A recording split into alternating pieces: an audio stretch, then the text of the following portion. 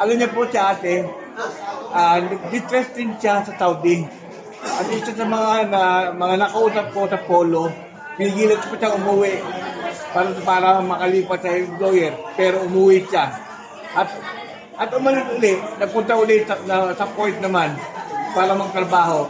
Pero yun nga, minalas na.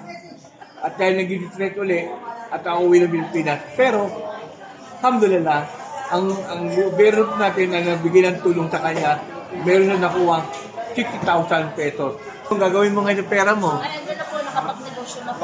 Pinopen ko po ulit ang negosyo. anong mga ginamit mo sa pera? Paano mga ginamit mo?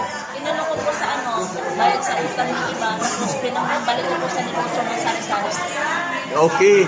Ayan.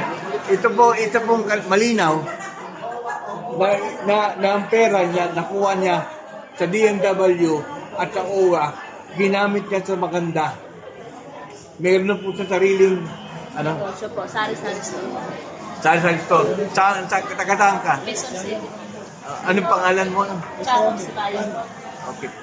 Ilang taong ka tayo? 38 years old. Bata pa ha? Pero hindi ka na babalik. Hindi na po, tama na.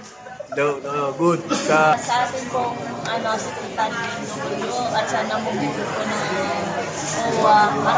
maraming salamat.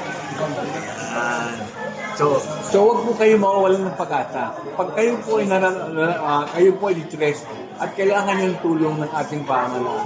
Katulad po ng ginawa niya ate. Pumunta siya ng DMW, pumunta ng OWA, nakakuha siya ng OWA 10,000 pesos at the same time, DMW, nakakuha siya ng 6,000. Maraming salamat po.